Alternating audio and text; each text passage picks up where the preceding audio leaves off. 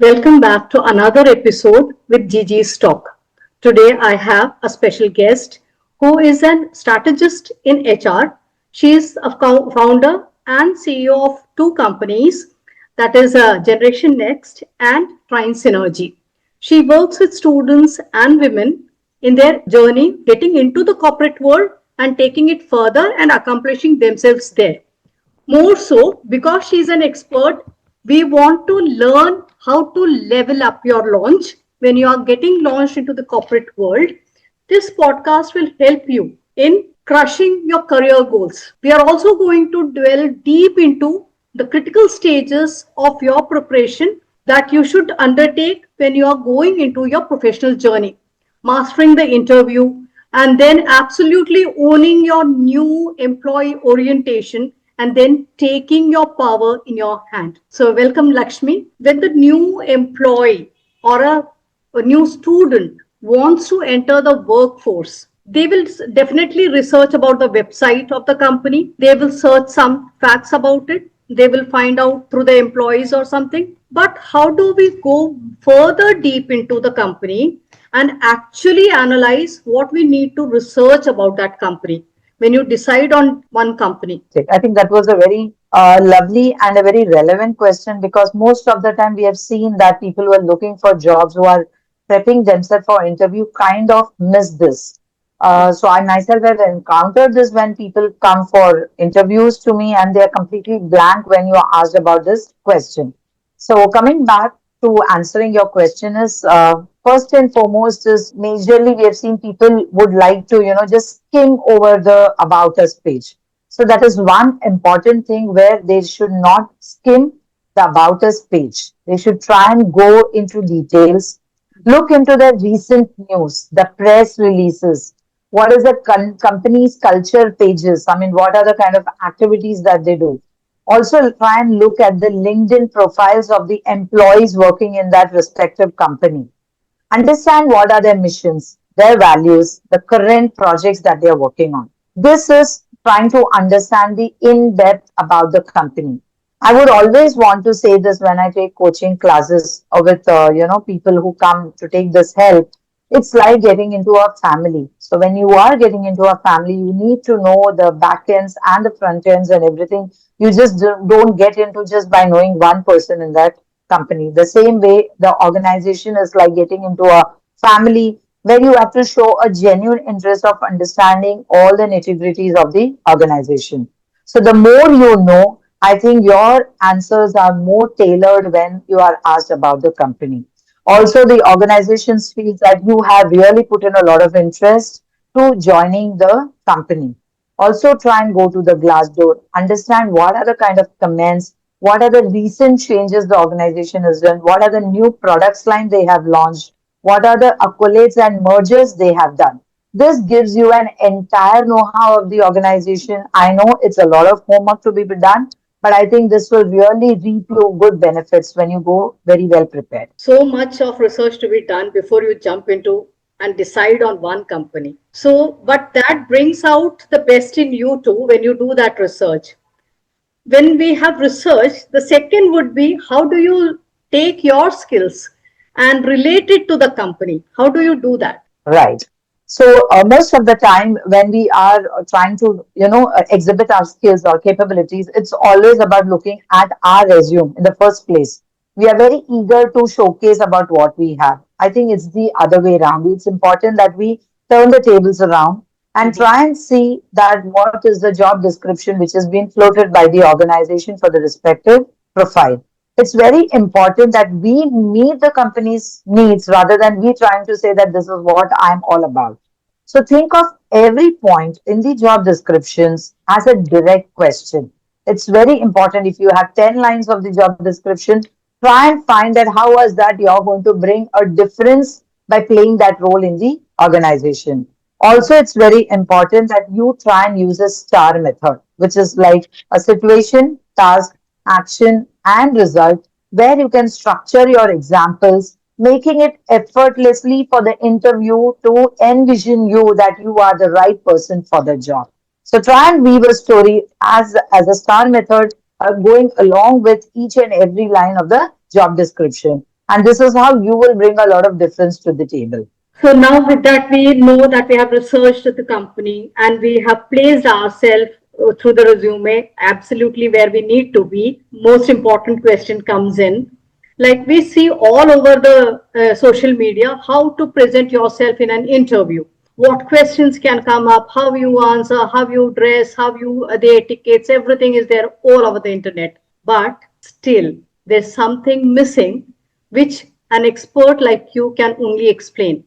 Can you tell me how should a candidate ideally prepared to face an HR person? So thank you for that superb question, Geeta. So as you rightly said, I think there is a lot of material all over the social media. Go with YouTube, go with LinkedIn, articles, podcasts. There are n number of things. And I think the most important part is you can just, kind of make a note of this question answers, what is the more relevant question which is asked for your profile based on the job description, as I just mentioned earlier. But it's more about your self confidence. When you say prepare, it's not all about just wearing the right clothes. But if you're internally not prepared, I think all this will go in vain. So it's important that you try and calm your mind, try and do some kind of activities which makes you feel very confident. Also try and do a lot of practice your answers quite well, go prepared, make all the articles, make sure all your certificates are put in a proper folder, and then try and be there on time. And as I said, if you are going to talk in front of the mirror, that is helping you to get prepared internally. So any kind of questions that comes to you, you are very much ready to answer that without fumbling. So, Lakshmi, when you say about the mirror exercise that you said, how should you do it properly? We have heard the saying like practice makes man perfect, right? So when you pull out a lot of common interview questions, and then one is you can float this amongst your people, your siblings, your cousins, your friends, and just ask them to throw the questions randomly from the list. That's how you do a mock interview. That means when you are coming in interview, you don't know what kind of questions the panel is going to throw at you. So you have the same kind of surprise, kind of planned along with the people that you know. So that gives you really an edge to say you throw any kind of ball you throw and I'm ready to catch it. So this helps you. So one is doing that. Second, even you before you start floating this kind of mock interview questions to your known people, what you could also do is every question try and curate your answer in your head and stand in front of the mirror and try and say this answers loud. When we are trying to curate an answer in our head, it seems perfect. But when you start when it comes to a vocabulary, there are a lot of flaws. You tend to stop, you tend to fumble, you tend to even mispronounce the word. So this will avoid when you're standing in front of the mirror trying to tell the answer aloud. This helps you to get better. So once you practice the mirror exercise about doing in front of the mirror, second is try and flow the questions to your friend, your mentor, your siblings. It could be anybody, and say, throw a question. Take a 10 minutes time of each one of them, and you are completely ready. Last but not the least is when you spoke about mirror exercises, trying to say internally, like we all say, like, I'm going to do it. I think we all know, I mean, being typical Indian, we have seen the movie Three Idiots, and he keeps saying, all is well, all is well. And this is nothing like a mirror exercise. So you can take a sentence for yourself which gives you a power. So it could be anything. Like for me, I always say that I am a super mom. That helps me to give a lot of courage, a lot of risk taking abilities to say that yes, I can do it and nothing can stop me. So this helps you to build your confidence, sharpen your message, sharpen your vocab, that the way you can answer in the interview. Perfect. Candidate has to show their engagement as well. It is not just they will ask and you will answer. There has to be a level of engagement from the candidate side as well so that they feel engaged. So, what questions could that be? This is very well articulated by you, Geeta, because this is the most common mistake I've seen when people go for interview. One is they are kind of unprepared, so you see a lack of confidence, and they're so very scared to ask a question. They just feel that I'm only supposed to answer what I'm asked. But this is where they do a lot of mistakes. Now, I think with a lot of coaching, with a lot of this, people have started, coming up with one or two questions. But as you rightly said, it is very important for for a person who's or a candidate who's come for an interview to ask some relevant questions. So the moment when you're getting into a room, just don't be just prepared to answer. You also have to remember that you have to ask, right? So having thoughtful questions for your interview is beyond politeness, right? So it is just that if you're going to ask a question, you might sound impolite.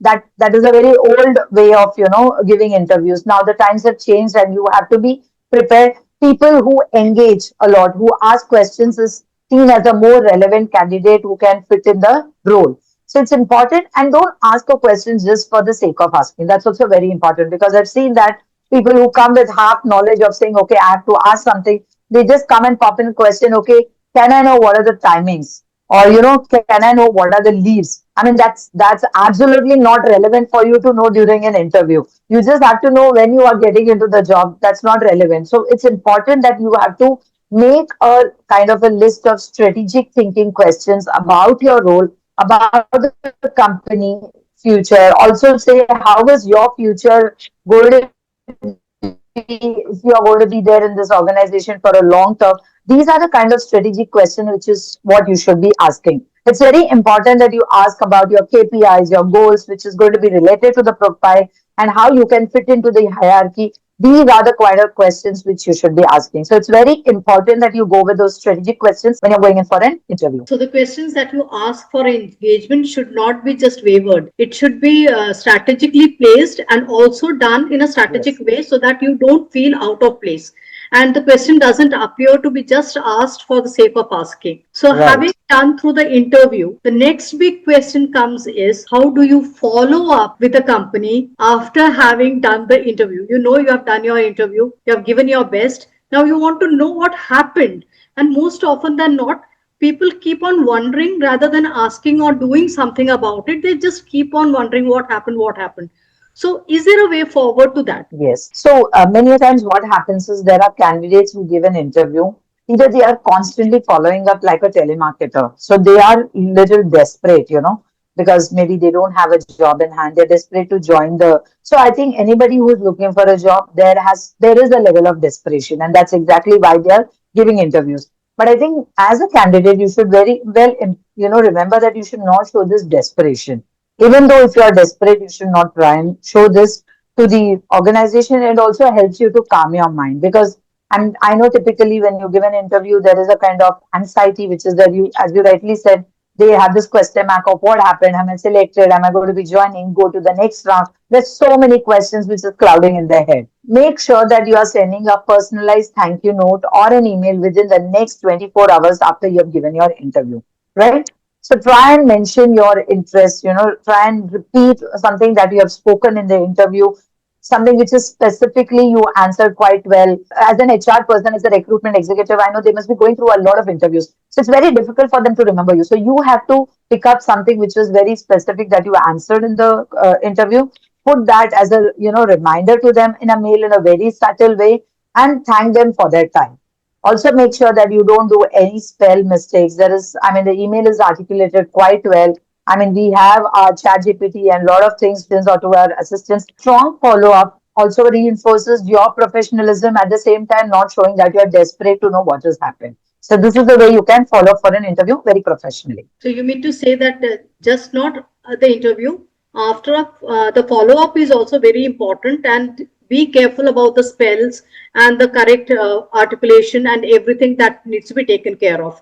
And within the next 24 hours, you can ask what has happened with your interview. Is it? So it is not like you can ask. It is like you send a thank you note, so that Okay. the first 24 hours is something which is fresh in the mind of person who's taking an interview.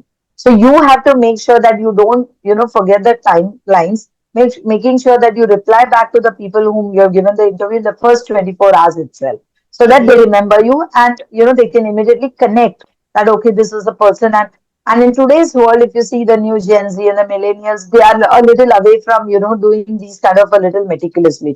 So it's all the more important for them to make sure that they send a mail or a WhatsApp.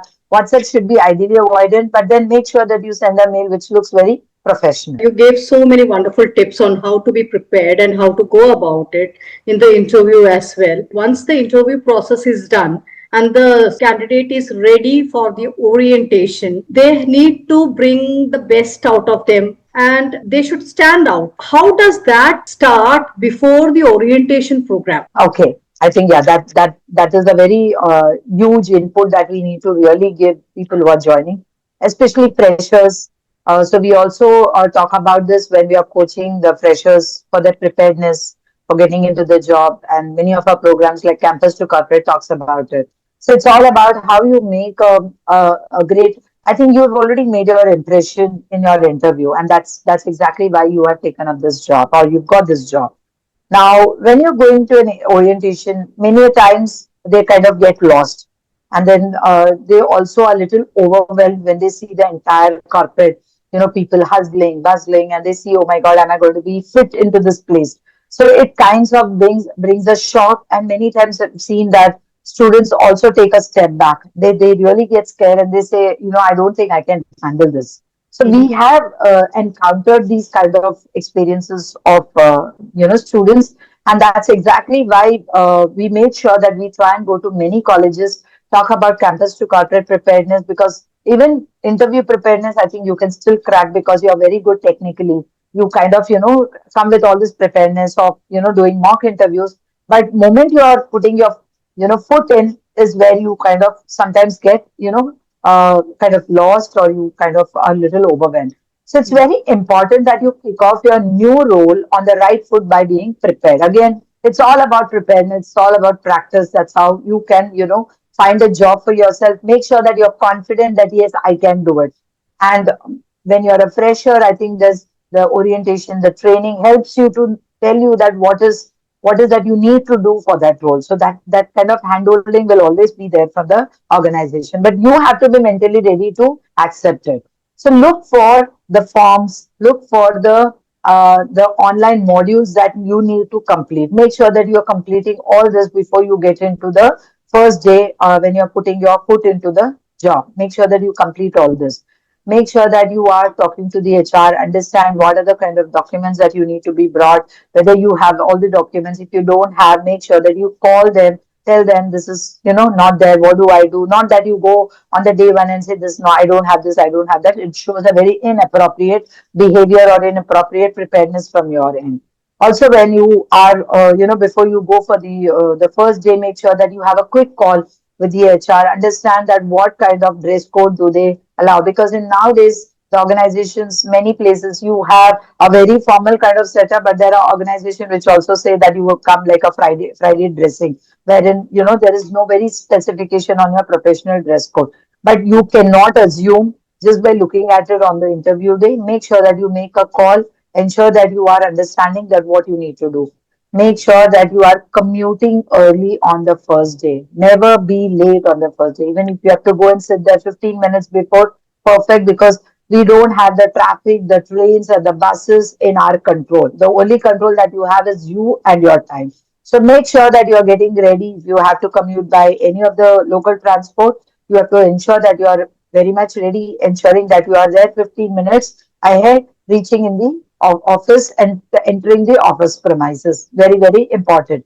Now, this kind of preparedness is not only is going to benefit you, it's also going to demonstrate the eagerness and the respect that you have for everybody's time. It shows that how disciplined you are.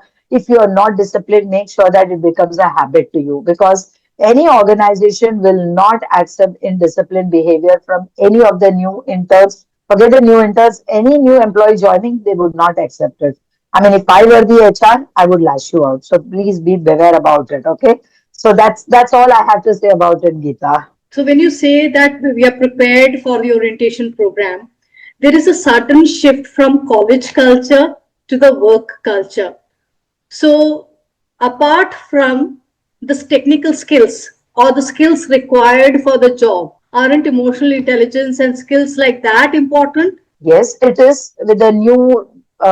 It's very difficult for us to say that you have to come, have use your emotional intelligence, or because they're very new to all the jargons, the new terminology. They are little kind of, they just they just in a playful mode, and they suddenly put into a very professional and a very strict atmosphere.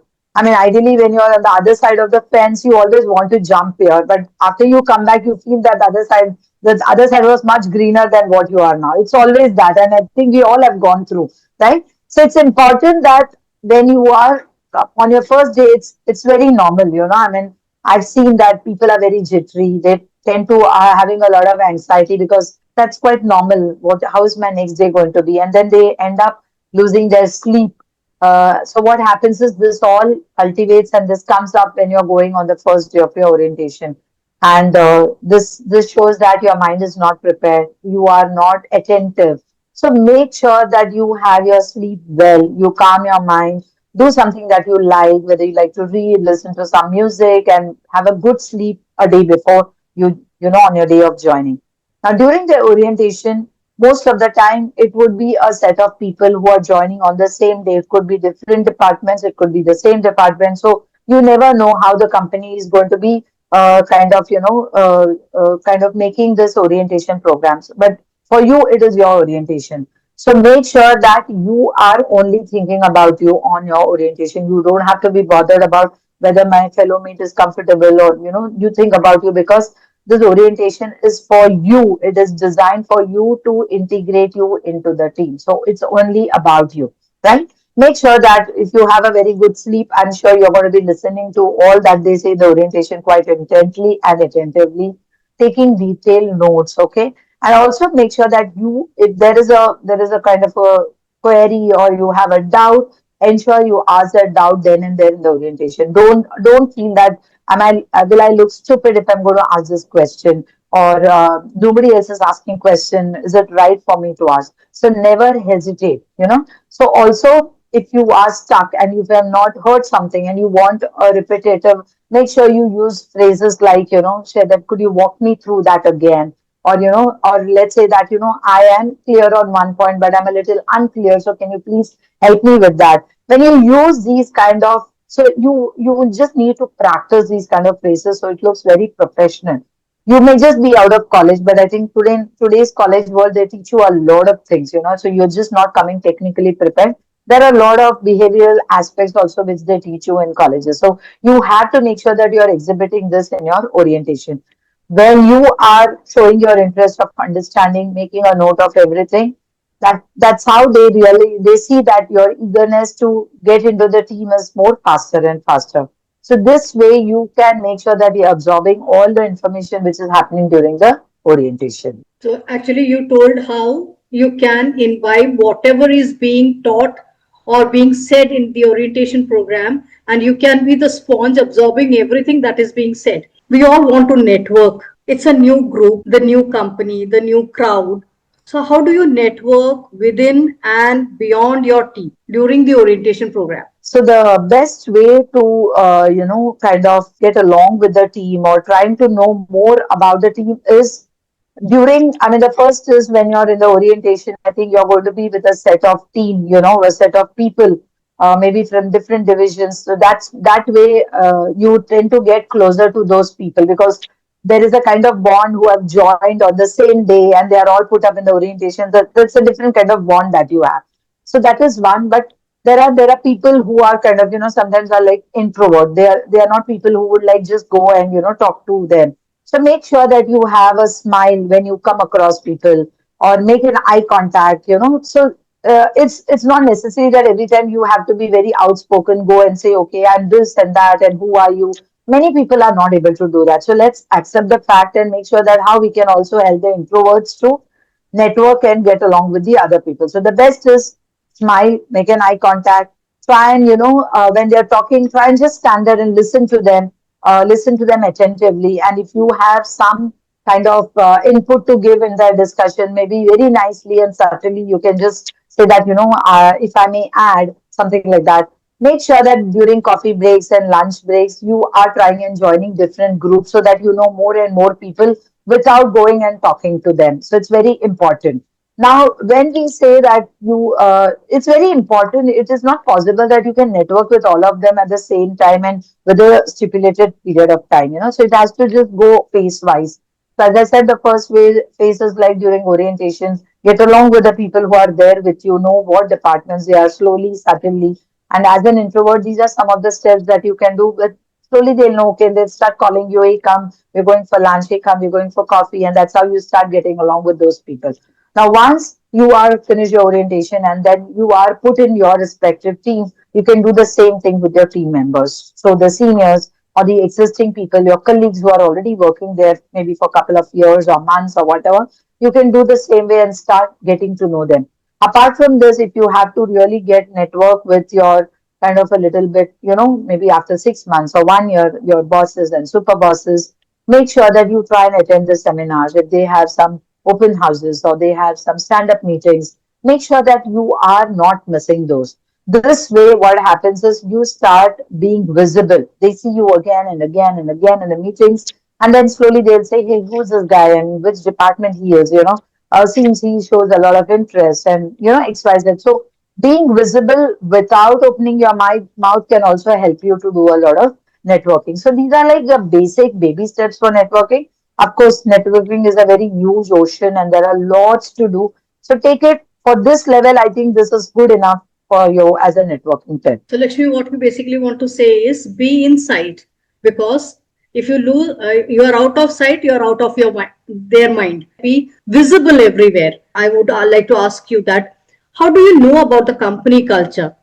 It is different on Mhm. LinkedIn profile. It might be different from the outside that you might be seeing, but once inside, you need to know the company culture and rework probably yourself according to that. So, how do you do that? It's very, very important when you are a newbie in the organization. Make sure that you are not using your mouth a lot and using your eyes. So it's all about observation. See how your seniors, when they're getting into the orientation or the people who are orienting you, see that how they interact. Or when you go for coffee breaks, lunch breaks, and if you're having a common canteen, just observe how people are interacting. What are the communication styles they are using? Are they being very professional or very formal? Then you have to maintain that. But if you see that, yes, with certain places, certain areas, you see when your bosses are being a little unofficial, so you know that it's a more easygoing organization, easygoing culture which is there. So it is always never we can say that, though the HR will say that the company culture is XYZ, we cannot define a company culture. It's only by way of observing. You can see that how the meetings are being held, how your superior talks about it, whether it's an online meeting or an offline meeting, whether they are more formal side or more informal side, and what are the kind of communication. Do they really require a more detailed email types, confirmations, and mails to have those kind of communication, or they are okay, they have an open door policy which can also be done. So you have to ensure that you're observing all of this before you really say that, okay, this is my company culture. So it only comes with observation. Okay.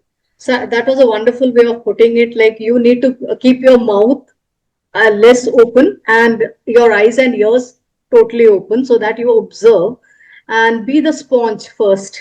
Observe and Yes. take in everything and then decide and then deliver what you want to be. So once that now you have set foot in the company, your orientation is done, you're perfectly well settled. Now, the next big question comes is what should be your goals for the next few weeks and few months? Because you have to be strategic about the movements that you do to grow in that company. So, being an expert, tell me, Lakshmi, how should they work that out? So Geeta, what happens is many times when a person is joining, especially if you see the freshers, they feel okay. This is my first job. I'm on a honeymoon period throughout the year. They completely lose track of their time. I mean, they just feel, yeah, I'm new. My managers are going to be nice to me. They're going to give me the leverage to help me to learn things. I can take my own space, my own time. That's absolutely not right. The reason why you were selected is because they found that you had a special spark, you had some learning abilities where you are a quick learner and you had that smartness where you can grasp. So don't assume that the organization is going to give you all the time in the world to learn and start giving back to the company. So it's very important for you that you make sure that you are very clear that why have you taken up this job, what is going to be your goal. Now, ideally, when you join, also after the orientation, you would be given your KPIs, your goal sheet, your targets, kind of in a very subtle way. Maybe they may not put a lot of pressure, but still they would want to tell you that this is going to be the goals for the year. This is how you have to, start moving. So it's important that you start thinking about this from day one. So it's important that what is that you want to achieve in your first 30, 60, 90 days. It's very, very important. So many times when I say this, they say, hey, but we hardly know anything about the job. We're just new to the job. Perfect. But you have seen the profile, you have gone through the job description, and that is why you have applied. So there is some capabilities that you have which you are going to bring it to the table, and that's exactly why you're in. Also, it is very important that you start building a rapport with your boss. Many times, as youngsters, they try and, take a step back to say that I don't think it would be right for me to go and talk to my boss. So they start taking a lot of information from their peers, from their colleagues, which may be right, maybe wrong, because he's only giving his perception. He's not exactly telling, and maybe that may be not right for you. That is his perception. Maybe he's not happy with the boss. Maybe he's very happy with the boss. That may be not true for you, right? So it's very important that you try and build a rapport. Try and sit with him in the first, once you finish your orientation. The moment you have an orientation with your boss, it's very important you sit with him and say that, boss, I need to know what is that you are expecting from me in the next 30 days. And I would really want to align myself with you. So many times it sounds very cheesy, when they feel, oh, is he trying to kind of, no, but that is a positive approach or the proactive approach that you have towards your role, towards your goal. So it's absolutely not wrong if you are trying to get along or trying to be, building a rapport with your boss and super boss by asking this so that you are very much on track. And this is what we always say. We have seen that people with having 5 years of experience, 7 years of experience, don't have the rapport with their bosses where they can sit across and say, boss, I need this promotion. This is the kind of job that I've done, because they have missed making that rapport on day one itself. So you never make a mistake, especially freshers. You have this as your leverage where you can start this from day one. So this is the right way to start, focusing on your goals. And this way you can grow in the organization in a very short span of time. You should start building your rapport with your bosses and super bosses. It should not be like evidently cheeky, articulate well so that you are within your limits. At the same time, you are building your rapport with them. Coming to the Right. last question that I had been watching among the youngsters today, being a coach working with students and women, one thing that what I had faced and I really want to ask you, Lakshmi, is there is this bro code happening everywhere. And I see the young freshers coming into the company and starting the bro code. Do you think it's right? Geeta, what happens is it's very important that we change with time. Okay. Now, the new Gen Zs, the millennials, or the new alphas, I mean, I don't even know what is a float, sorry to say about it, but they keep coming up with a new name for themselves. So if you see these guys are, I mean, I sometimes feel they're from a different planet altogether. Okay. And I would like to include my kids as well in the same bracket, but we have to still deal with them, right?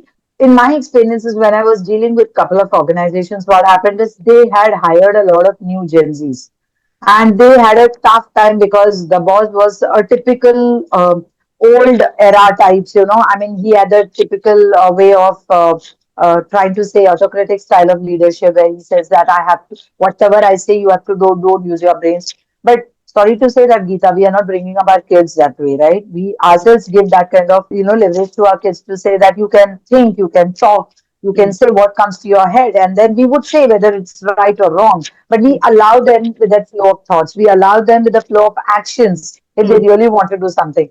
And then if this is getting curbed in the organization just because we have our old way of thinking, then that is actually kind of dampening the spirit of a youngster who's coming with some real intellect talent. And it's not about age. Yes, of course, I think it is all about experiences. But I think the kids nowadays are learning much more faster, and they are able to bring a lot of new thoughts, new ideas to the table. So one is, yes, this is something which we should change as, the old era kind of leaders, which we need to really bring that change. But when you speak about the bro code, yes, I completely understand, because whether it's an old era or the new era, it's all about communication. I mean, if we had to deal with international clients, or if we are dealing with a very senior client, senior people, senior experienced guys, I'm sure they would not accept this kind of communication. So the line has to be drawn that where we don't use this bro code. Yeah, your bro code can be on your coffee table when you're going in for parties, or with your set of friends or set of people in the organization. But you cannot bring this to your super bosses, your bosses, or even your clients for that matter. You have to make sure that your communication is very, very professional. If you try to bring this kind of discipline, I think this is going to go way, way, way longer, right? Now, when you talk about bro code, I think many times when we give our trainings to the college people, we also, kind of come to that level of bro codes with them.